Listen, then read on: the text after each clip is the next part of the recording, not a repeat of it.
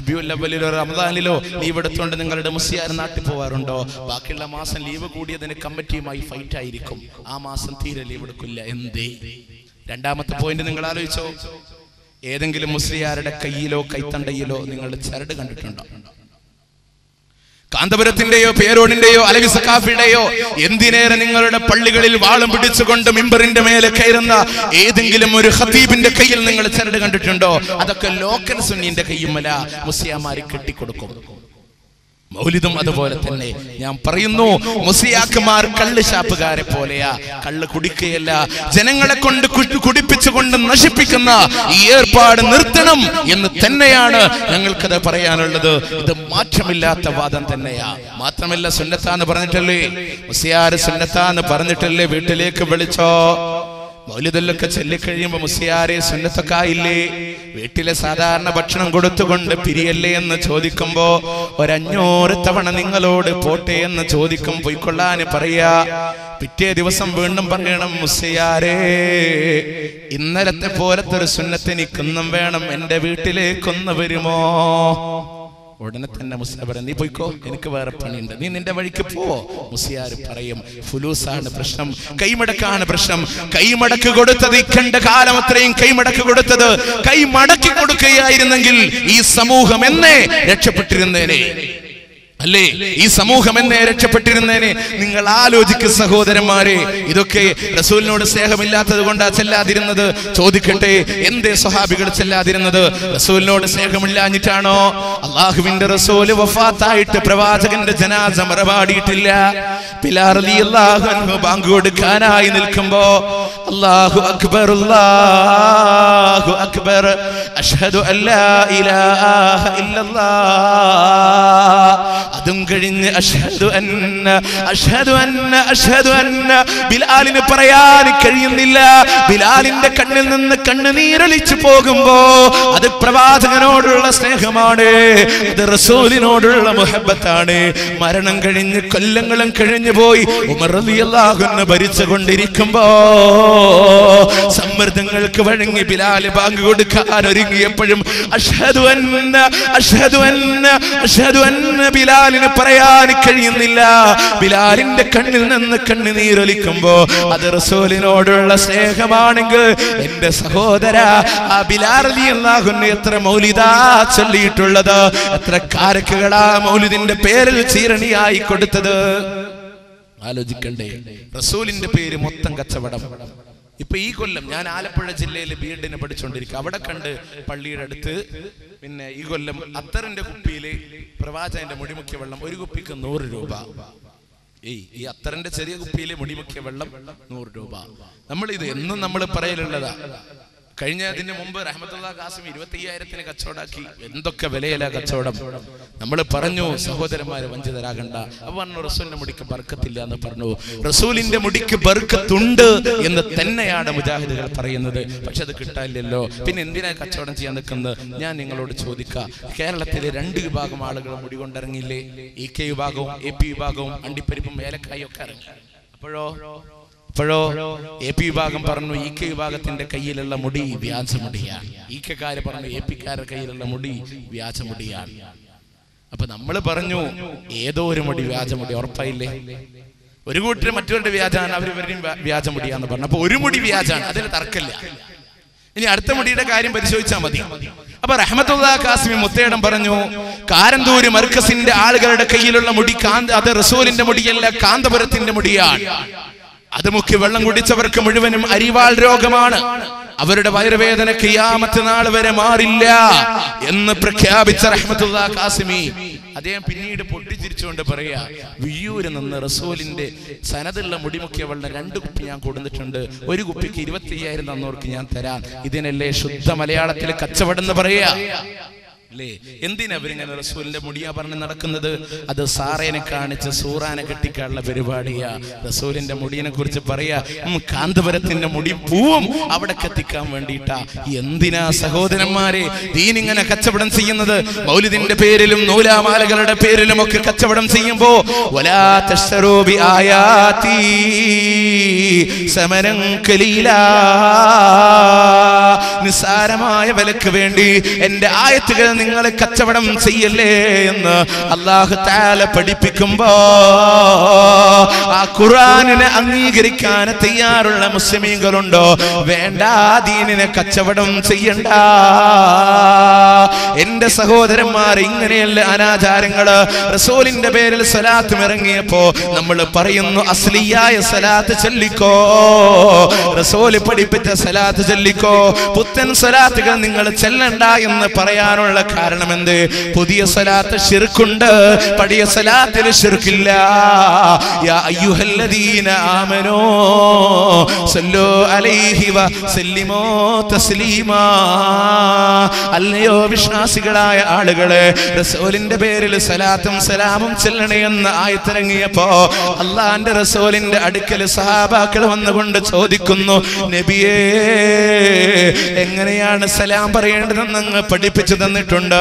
കൈഫ നുസല്ലി അലൈക യാ റസൂലല്ലാഹ്, അങ്ങയോട് എങ്ങനെയാണ് അങ്ങയുടെ പേരിൽ സലാത്ത് ചൊല്ലേണ്ടതെന്ന് ചോദിക്കുമ്പോ സാക്ഷാൽ സലാത്തുൽ ഇബ്രാഹിമിയ, നമ്മളൊക്കെ അത്തഹിയാത്തിൽ ചെല്ലുന്ന സലാത്തുണ്ടല്ലോ, അത് പ്രവാചകൻ പഠിപ്പിച്ചു കൊടുക്കുകയാ. റസൂലിന്റെ പേര് കേൾക്കുമ്പോ സല്ലല്ലാഹു അലൈഹി വസല്ലം അതും നിങ്ങൾ പതുക്കെ ചൊല്ലിക്കോ. അതിന് കച്ചവടം ചെയ്യാനല്ല, അതിനൊരു ആഭാസമാക്കാനല്ല, അതിന്റെ പേരിൽ പുതിയതിനെ കൊണ്ടുവരാനുമല്ല.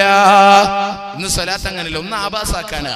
പ്രസംഗിച്ച് പ്രാസംഗിനങ്ങ് തളർന്ന് കുഴയുമ്പോ ഉടനെ വേദിന് എന്തേ ഇവിടെ സലാത്തൊന്നും കേൾക്കണില്ലല്ലോ, ഒരു 10 സലാത്തങ്ങ് ചൊല്ലിക്കേ സല്ലല്ലാഹ്. ഒരു ഓണാക്കി അവിടെ ഇരുന്ന് വെള്ളമൊക്കെ കുടിച്ചിങ്ങനെ ഉഷാറായി ഇങ്ങോട്ട് വന്ന് എന്നിട്ട് വീണ്ടും പ്രസംഗിച്ച് വീണ്ടും കഴിയുമ്പോ എന്തേ സലാത്തൊന്നും ചെല്ലാത്ത? ചുണ്ടെന്ന് വീടി വീഴുന്നുള്ള പേടിയുണ്ടാ? ഞാനൊക്കെ ഇങ്ങനെ ഇരിക്കാണല്ലോ അല്ലേ? ചുണ്ടെന്ന് വീടി വീഴുന്നുള്ള പേടിയുണ്ടാ? ചെല്ലിക്കേ 10 സലാത്ത് സല്ലല്ലാഹു അലാ. ഓണാക്കുക, പിന്നെ ഇരിക്കുക, പിന്നെ വീണ്ടും കുടിച്ചിട്ട് വരിക. ഇങ്ങനെ ഒരു ആഭാസാക്കാൻ ഇല്ല. അത് പ്രാർത്ഥനയാണ്, അള്ളാഹുവിനോട് റസൂലിന് വേണ്ടി തേടലാണ്. അതുപോലെ തന്നെ അതിന്റെ പേരില് മലപ്പുറം ജില്ലയിലെ കോണോമ്പാറയിലെ മുട്ടിപ്പടിയിലെ സലാത്ത് നഗറിൽ കൊണ്ടുപോയി ഇരിക്കുന്ന സ്ഥലം ആരാന്റെ സ്ഥലം 3 തവണ വഖഫ് ചെയ്യിച്ച് അതിന്റെ പണവും പിടുങ്ങിക്കൊണ്ട് നടക്കുന്ന ഏർപ്പാടുകൾക്കില്ല.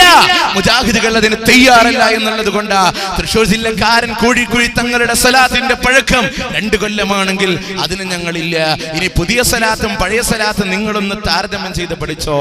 പഴയ സലാത്ത് റസൂല് പഠിപ്പിച്ച സലാത്ത് അള്ളാഹുവിനോട് റസൂലിന് വേണ്ടിയുള്ള തേട്ടമാണ്. പുതിയ സലാത്ത് നമുക്ക് വേണ്ടി റസൂലിനോട് പ്രാർത്ഥിക്കല. 2 തമ്മിലുള്ള അന്തരം എന്താ?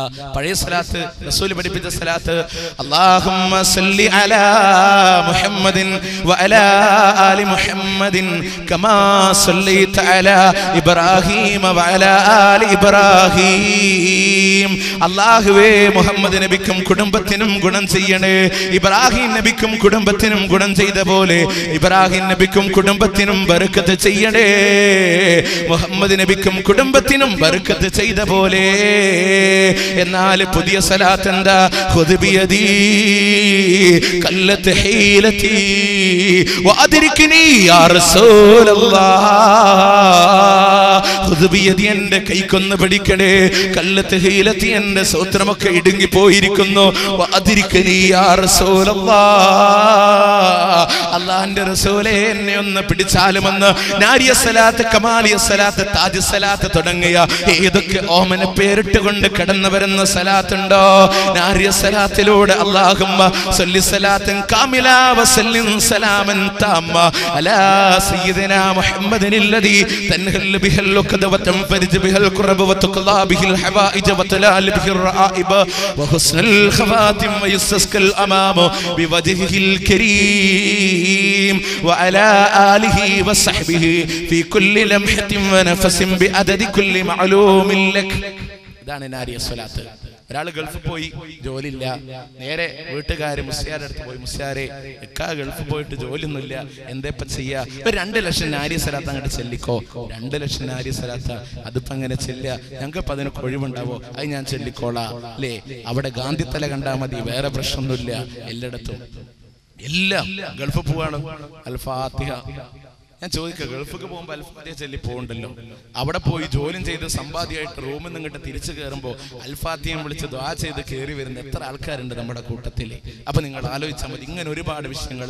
ഈ പുതിയ നാരിയ സ്വലാത്തൊക്കെ നിങ്ങൾ ആലോചിച്ചൊക്കെ, അല്ലദീ തൻഹല്ലു ബിഹൽ ഉഖദ, കെട്ടുകളിൽ നിന്ന് ഊരിത്തരുന്ന റസൂലാണ്. വതൻഫരിജു ബിഹൽ ഖുർബ, പ്രയാസങ്ങൾ ദൂരീകരിച്ചു തരുന്ന റസൂലാണ്. വതുനാലു ബിഹിർ റആയിബ്, ആ പ്രവാചകനെ കൊണ്ടാണ് ആഗ്രഹങ്ങളെ സഫലീകരിക്കപ്പെടുന്നത് എന്നൊക്കെ അല്ലാഹുവിന്റെ റസൂലിനോട് പറയുമ്പോ ഇസ്ലാം പഠിപ്പിച്ചില്ലേ, ഇദാ സഅൽത ഫസ്അലില്ലാ വഇദാ സ്തഅൻത ഫസ്തഇൻ ബില്ലാഹ്. അല്ലാഹുവിന്റെ റസൂൽ പഠിപ്പിച്ചതാ, നീ ചോദിക്കുകയാണോ അല്ലാഹുവോട് ചോദിച്ചോ, ആരോടെങ്കിലും സഹായം തേടുകയാണോ അല്ലാഹുവോട് സഹായം തേടിക്കോ. ഇത് തന്നെയാണ് സഹോദരന്മാരെ, എന്റെ രക്ഷിതാക്കളെ സഹോദരന്മാരെ, അല്ലാഹുവിനെ എവിടെ വെച്ചും വിളിച്ചോ, അല്ലാഹുവിനോട് സഹായം തേടിക്കോ. നമ്മുടെ കൈകളെ അല്ലാഹുവിൽ ബരമേൽപ്പിച്ചോ. സൂര്യപ്രകാശം കടന്നു ചെല്ലാത്ത ആഫ്രിക്കൻ കാടുകളിലെ ഇരുണ്ട പാറകൾക്ക് താഴെ അരിഞ്ഞു നീങ്ങുന്ന കറുത്ത ഉറുമ്പിന്റെ കാലടിപ്പാടുകളെ പോലും അറിയുന്ന റബ്ബ്, യഅലമു ഖായിനത്തുൽ അയുനി വമാ തുഖ്ഫിസ് സുദൂർ, നിങ്ങളുടെ മനസ്സ് മറച്ചു വെക്കുന്നതും കണ്ണിന്റെ കട്ടുനോട്ടങ്ങളും അറിയുന്ന റബ്ബാണെങ്കിൽ അവൻ അറിയാതെ ഒരു ഇല പോലുമേ ഭൂമിയിലേക്ക് പൊഴിയുന്നില്ലെങ്കിൽ ആ നാഥനോട് തേടിക്കോ. അതിന് വൈരുദ്ധ്യമായി കടന്നു വന്ന ഏതേത് ആചാരങ്ങളുണ്ടോ അത് പരിപൂർണമായും പടിക്ക് പുറത്താ. ശിർക്ക് വന്ന് പോകാൻ വരുന്ന നിങ്ങൾക്കറിയുമോ, ഖബറിന്റെ മുമ്പിൽ പോയി സുജൂദ് ചെയ്യുന്ന, ഖബറിന്റെ മുന്നിൽ പോയി ആരാധിക്കുന്ന മർക്കടയുടെ സമസ്തയുടെ ഏറ്റവും വലിയ നേതാക്കൾ പോലും ഖബറിന്റെ മുമ്പിൽ പോയി സുജൂദ് ചെയ്യുന്ന അവസ്ഥയുണ്ടാകുമ്പോ എന്റെ സഹോദര, എവിടേക്ക് എത്തിക്കാലമെന്നുള്ളത്. റോട്ടിലൂടെ വാഹനങ്ങളുടെ വേഗത നിയന്ത്രിക്കാനുള്ള അമ്പിന്റെ മേലെ പച്ചപ്പെട്ടിട്ടാലും ഇലാ ഹദർത്ത് ശൈഖ് നടുറോട്ടിൽ ഉപ്പാപ്പ ഖദ്ദസല്ലാഹു സിർറഹുൽ അസീസ് എന്ന് പ്രാർത്ഥിക്കുന്ന ഒരു കൗമായി മാറി നിന്റെ സമൂഹം എന്നുള്ളത് വല്ലാത്തൊരു അവസ്ഥയുണ്ട്. ആരെ ഖബറുയർത്താനുള്ള അധികാരം നൽകിയത്? ആരാ ഖബറുയർത്താൻ അധികാരം നൽകിയത്? ഇസ്ലാമാണോ? അല്ല. നഹാ റസൂലുള്ളാഹി സ്വല്ലല്ലാഹു അലൈഹി വസല്ലം അയ്യുജസ്സൽ ഖുബൂറ വഅയഖൂദ അലൈഹി വഅയബ്നാ അലൈഹി, ഖബറുകളെ ഉയർത്തുന്നതിനെയും അതിന്റെ മേലെ കുമ്മായമിടുന്നതിനെയും അതിന്റെ മേലെ ഇരിക്കുന്നതിനെയും പ്രവാചകൻ സല്ലല്ലാഹു അലൈഹി വസല്ലമ വിരോധിച്ചിട്ടുണ്ട്. അത് ജൂത ക്രിസ്ത്യാനികളുടെ ആചാരങ്ങളാ. അല്ലാഹുവിന്റെ റസൂലിന്റെ വഫാത്തിന്റെ നേരത്തെ പ്രവാചകൻ പറഞ്ഞില്ലേ, ലഅനല്ലാഹുൽ യഹൂദ വന്നസാറ ഇത്തഖദൂ ഖുബൂറ അംബിയാഇഹിം മസാജിദാ. യഹൂദികളെയും നസ്രാണികളെയും അല്ലാഹു ശപിച്ചു. കാരണമെന്ത്?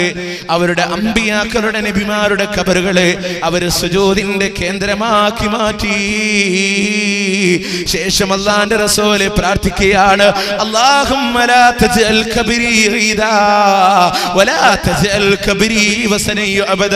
അല്ലാഹുവേ, എൻ്റെ ഖബറിനെ ഒരു ആഘോഷമാക്കി മാറ്റല്ലേ നാഥാ, ആരാധിക്കപ്പെടുന്ന വിഗ്രഹമായി എൻ്റെ ഖബറിനെ നീ മാറ്റല്ലേ നാഥാ. റസൂലിന്റെ ഖബർ ഉയർത്തിയിട്ടില്ല, അവിടെ ജാറം മൂടുന്ന ഏർപ്പാടില്ല, അവിടെ ഖത്തമോദി പണം വാങ്ങുന്നില്ല, അവിടെ വെളിച്ചെണ്ണ കുടിപ്പിക്കുന്നില്ല. കാരണമെന്ത്? അവിടെ മുസ്ലിയാക്കന്മാരില്ല, അവിടെ മുസ്ലിയാക്കന്മാരില്ല, അവിടെ സഖാഫികളില്ല. അതുകൊണ്ട് റസൂലിന്റെ ഖബറിന് കച്ചവടമില്ല. കേരളത്തിലാണെങ്കിൽ